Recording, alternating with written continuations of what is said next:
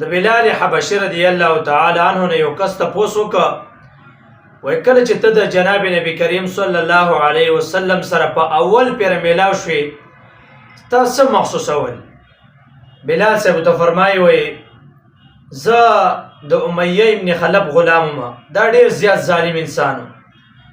وایي د دې غلام وم یو پیر یې ماله دانې راوړې چې دا میچن کا. وایي چې زه میچن ته کېناستم ماله تبه راله او زه انتهایي خراب کړلمه.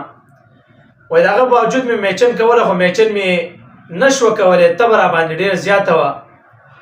وایي په دې کې زه په هغه ځای باندې پرېوتم د میچن خواته ایسته اوده شومه.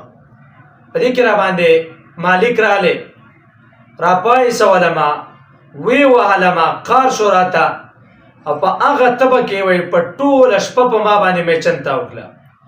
د باوجود د دې چې زما ډېره انتهایي سخته تبه وه. وایي شپې مې میچن ته وهله، مالک راته اوده و نه کېناسته او بیا اوده شه په هغه ځای باندې. ما هغه شی میچن تاووله، په دې کې چا ګیټ وټکاوه. زه رالمه ګیټ مې کولاو که یو کس یو شخصیت مې ولید چې ډېره نوراني چهره یې وه، ډېر ښایسته انسان و چې ومې لید د زړه مې بې اوبه وڅکلې. داسې یو عظیم شخصیت و. وایي چې ومې لید حیران شوم چې یا الله دا راته څنګه ښکلی انسان پیدا کړی دی. خو به هر حال وایي ما دې تپوس وکړه چې څوک یې؟ وایي راته یې وفرمایل چې زه ستا د آقا او مارنګې مالک سره میلاوېدل غواړم، هغه سره میلاوېږم. وایي ما ته وفرمایل چې نه هغه دی اوده دی ورشه. وایي لاړې میلاو شو سه. وایي چې زه یې ولیدم وایي ډېر رنګ یې بدل شه، خفه شه. وایي ما ته یې وفرمایل چې دا لا ستا څنګه حالات دي؟ وایي ما ته وویل چې د غلامانو ملا څوک تپوس کوي. موږ خو هسې همداسې یو، موږ غلامان یو چې بیا د رنګ نه هم څوک توري، پیسې هم سره غریبه مي، نو د هغه به څه حال څه معاشره کي.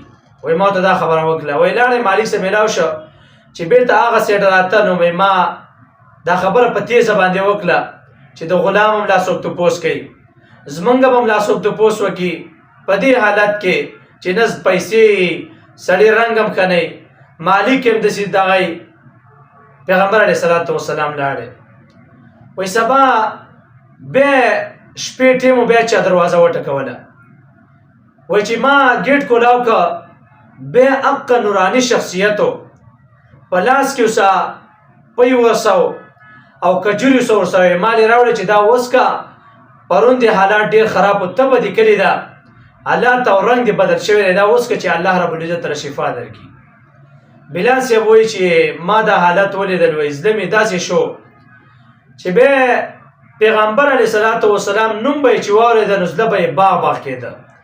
سختې به پې کافرو تېرولې چې د دې محمد صلی الله علیه وسلم نه واوړه، الله پرېږده، په شګو به یې سملاوه. خو بیا به یې ویل احد احد، الله رب العزت یو دی، د الله نه ماسې یو بل څوک نشته. داسې پیغمبر علیه صلات وسلام ښایسته او مبارک ذات و. یوسف علیه صلات وسلام زنانه ولید نو لاسونه یې کټله. که دغه شانتې امتحان په دغه زنانو باندې د پیغمبر علیه صلات وسلام په دور کې راغلی وي نو قسم دی خپل سرونه به یې کټ کړي وي. د جناب نبی کریم علیه صلات وسلام دومره ښایسته مبارکه چهره وه.